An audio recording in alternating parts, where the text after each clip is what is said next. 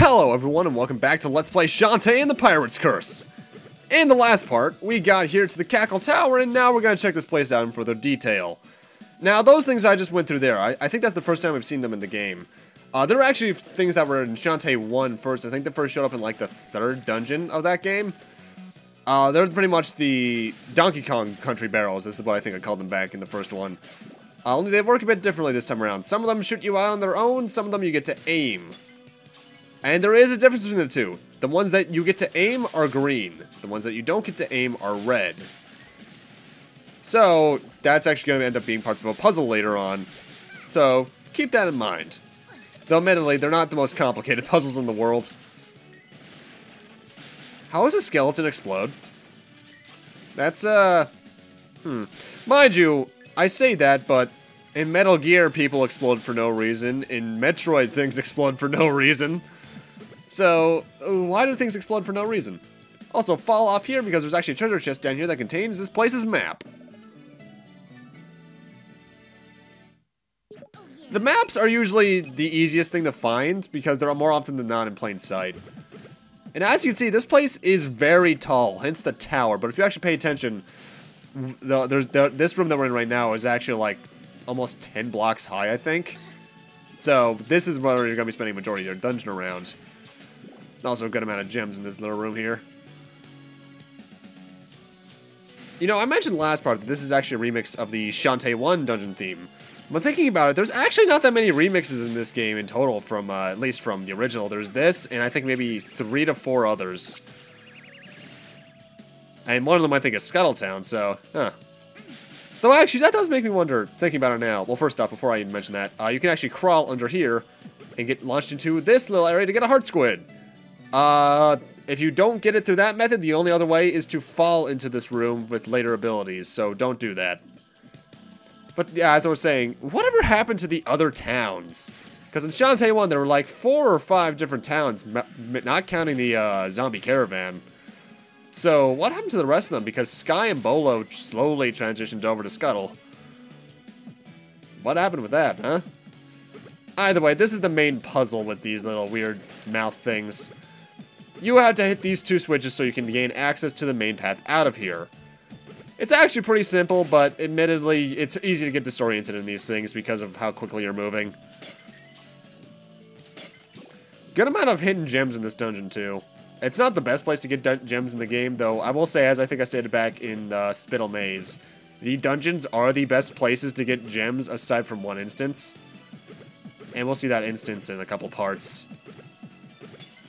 But do try to get as many gems as you can, obviously, because being able to buy stuff is, you know, good. Oh, that thing looks interesting. We'll see what that is eventually. The one thing I don't like about this dungeon, though, is that, well, first off, there's a locked door here, so we have to come back here later. Say you're, like, at the top of the area, like right around here, and you fall all the way back to the bottom, you have to backtrack all that way. And it's annoying. And another one of these. I think not Risky's Revenge. Pirate's Curse actually has the most fight-kill-them-all rooms like this, similar to Sonic Rush. Because I can only recall a couple of these in Shantae 1. And I think there were basically only 2 in Risky's Revenge that weren't, you know, the Battle Tower. Mind you, it helps that Risky's Revenge only had 3 dungeons. And even then, technically 2, because whether or not you count the Battle Towers, one is your own thing. Either way, this room is oddly structured, so we're gonna need to go up that one little... What is this thing? Is it a Cthulhu spawn or whatever? And here's a chest containing this dungeon's item. Risky's hat. We've obtained Risky's hat! Press the hat button while in air to float slowly down, which is usually R2 or right trigger, I believe. And this is more or less just a jump extender. It allows you to glide over pits with a slow descent. But you may now have figured out that this is what this game replaces the dances with that were in Risky's Revenge in the original. You don't get dances, you get equipment pieces that extend your abilities, similar to Metroid and such. And it's because of that I actually think this game has some of the best pacing, because you never really need to stop and dance to change yourself very quickly. I'm hoping that the way that they handle that in Half Genie Hero, admittedly, is that you can go the Symphony of the Night route and customize controls, like L2 is one transformation, R2 is another, so on and so forth, for whatever you want. I know there's going to be more transformations in that game, so that would be kind of like a menu thing you'd have to customize yourself, but that'd be an interesting little way to take it. Although, actually, well, first off, Heart Squid down here. This is one I actually missed pretty frequently in my earlier playthroughs, because I never really think to fall down a room I've already been in. The hat is actually one of my favorite things in the game, just because it allows me to extend my jumps and possibly skip over small platforming sections. Plus, it's also good for slowing your descent in case you're falling down and you forget what's below you. And there's the next Heart Squid. This one is a bit tricky to get, but you can probably spot where to go right now if you're smart. Just crawl through here, and then you can jump out of here. And that's the last Heart Squid I think we can get for now on Spiderweb Island, so, we got that done. Float across here and into this little hidden wall. For a key. Now we have more or less everything we need to do in order to complete this area's objective. You might remember last part, we saw that giant machine at the bottom of this room. In order to activate that, we need to find these things, like the one we saw in a room earlier, and smack them with our hair, which activates them. That'll slowly power up the machine on the bottom. We need to activate all three, and then we're able to, use it. We've seen two of them now, but you might be wondering where the third one is. Well, if you were paying attention to the map earlier, you'd notice that there was a certain pathway I didn't go down at the bottom. This is why, because I didn't want to waste time going down there when I wouldn't have gotten anything done. Now, one thing I've always found a bit odd about the Shantae series is the bat enemies. I think I mentioned this back even in Risky's Revenge. Is it me, or do they look like that they were a scrapped transformation? Because they have a tiara kind of thing on them like Shantae does, so what's going on with that? Plus, they have the right purple color scheme. The lights are on. It's ready to activate. Upon smacking it, this activates an updraft, which it leads into the hat's second ability. If you ever got an updraft like this, you can float along it, as long as there's leaves on screen. Where the leaves end is where there's no wind. This isn't used to its fullest extent, I think, because there's just a few sections where you have to avoid getting hit while doing that. But it's interesting nonetheless, I suppose. Oh, and I hate this room because now I have to fight two of these things. I really don't like these succubi. I think that's what they're called, isn't it?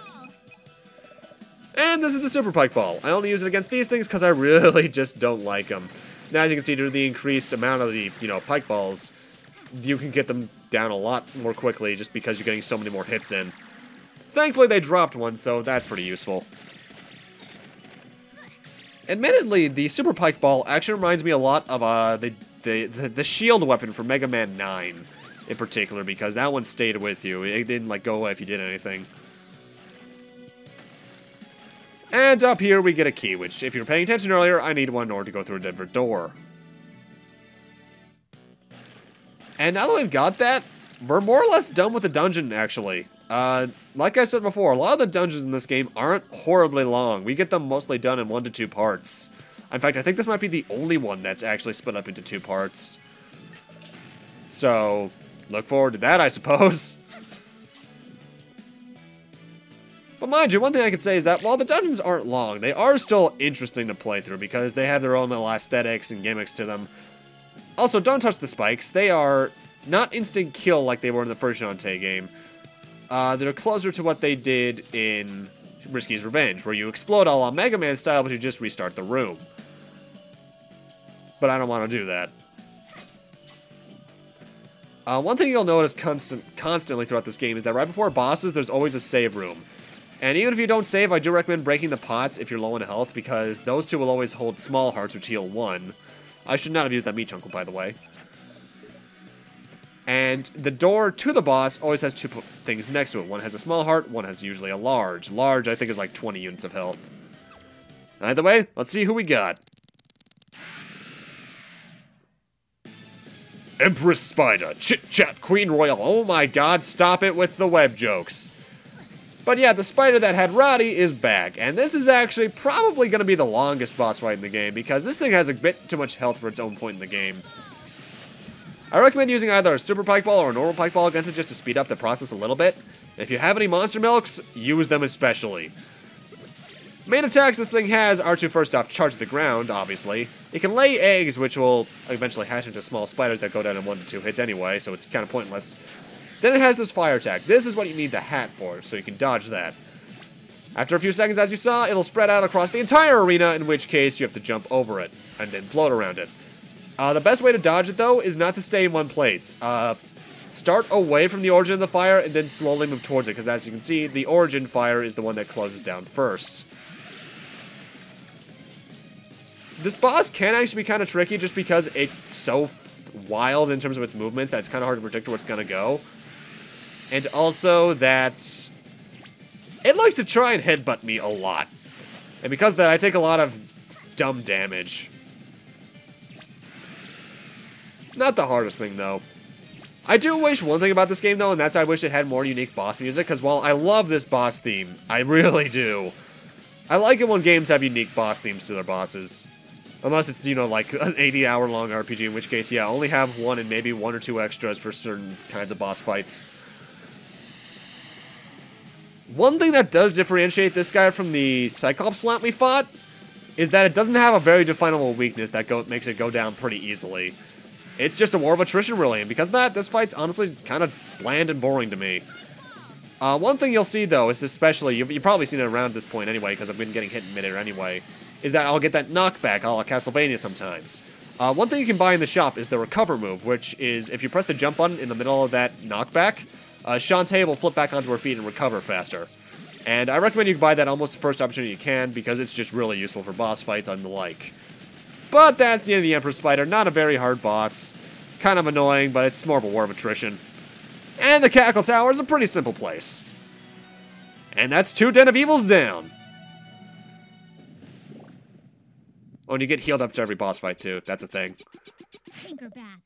Tinkerbats again. Hey, get back here, you.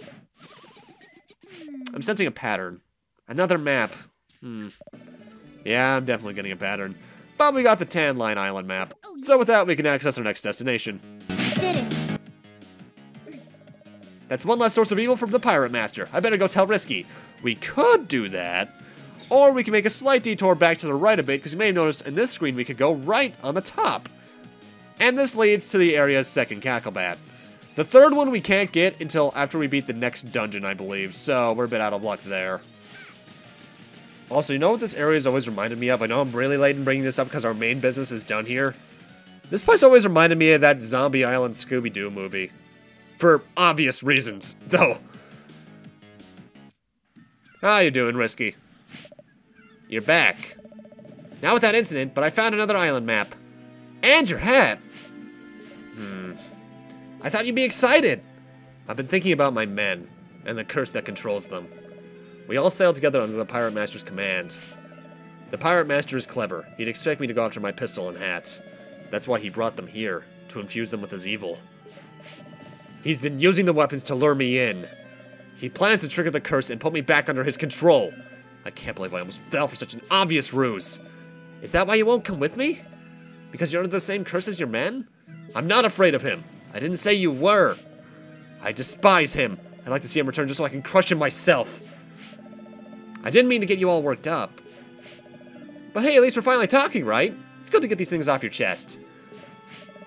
I'll wait for you on board. And with that, we now have access to the next area, Tan Line Island. But first, you might be noticing a trend. We have some business back in Scuttletown. First off, we have enough heart squids to get another heart holder, so let's get that done and over with. Also, one thing I actually really like about this character's design is that, you know, once NPCs, when you walk past them in this game, they kind of turn to face you a lot of the time. They actually gave her in specific an animation that excuses why her sprite mirrors. She flips her hair over the other eye. And now, since I have a good amount of gems, let's go buy some stuff. I am mostly here for a shampoo upgrade, just because, you know, since the hair is the main attack, might as well get it upgraded first, right? But if you want to get, like, a pistol tune-up, even though the pistol tune-ups aren't that good until the last one, go right ahead. I'm also going to get some monster milk just so I can have some extra attack power on the side in case I ever need it. I probably will. In fact, I think I do at some point. And now that we're done with shopping, let's actually go check back in with Sky really quick, because that's another thing as well. A lot of your friends have something new to say after every single dungeon. What's going on, Sky? Oh, Shantae, look who decided to make a surprise visit. Sky's mom, how are you? On cloud 9. When I heard that my sweet little wedding baby Bunsies found himself a handsome young man, I just had to come and meet him. Oh, look at his fun hat. Pleasure, ma'am. You got quite a gal here. You and Joe? I caught him roofing one of my bird's nests, and we got to talking over coffee, and, well, I guess we hit it off. She about broke my arm being because of the bird I done touched. Soon there'll be the sounds of wedding bells and piles of crying grandbabies. Mom! Shove over, kids. Heavy loading coming. Sky's dad! And another one of those sarcophagi. Ah, there goes the back. Hope I hold on long enough to see these two lovebirds sounding up before a croak. Oh, Daddy. This the guy? Sir? What you do for a living, Joe? I'll tear down schools and convert them to long-range cannons. That'll work. My daughter can do a lot worse. Daddy! Also, she smells like the barn I was raised in. Hold up now, look at you, daughter. I swear you were just in diapers and pigtails yesterday. Lay off the marshmallow spread, girl. You got plump as a partridge. Honey, don't embarrass our little girl. She's just puffing up to attract a mate. Oh, I think it's working. Bah, have a look at this now. I brought you guys a genuine artifact from a lost world. You can use it to spruce up the place. Give it some culture. I can decorate on my own, thanks. What do you think of it, Joe? I'll have to get real close to read it. It's got a message wrote on it. It says here, death to them what reads it. Huh, I feel a bit unnatural. What on earth? Daddy, what did you do? Jiminy, who would think something this old could still pack such a wallop? Shantae, looks like your old Uncle Mimic was right again. He always says, evil curses stay fresh with age. Man's the bellic relic hunter any day of the week. Can we please not discuss your work right now? You always do this, Daddy. You want me to be single forever. There, don't fuss. Your friend here will fix it. I will? Well, that happened. Okay, and now we're back in Scarecrow Fields. Yeah, that's one of the weirder moments in the game's plot, admittedly. Either way, the main reason we're here is because now that we have the hat, we can grab this heart squid. And now we're actually going to go right over to Tangle Forest as well, because now that we have the hat, we can also get something over there. The weird thing is about Scuttletown's island, which I guess is just Sequin Land, really, is that a majority of the game's heart squids and cacklebats are here. I think it has the most out of any island. But you can get most of them really quickly at the start of the game. Then you just have to, like, get one after every single dungeon after that. Which is not a design choice, but I understand why they did it. Have the main hub be the place where you need to really get the most progress done in order to get everything. But with that, and me grabbing this dark magic, I'm gonna need to end this off here. Thank you guys for watching, and in part 6, we'll be heading on over to Tan Line Island. See you guys then.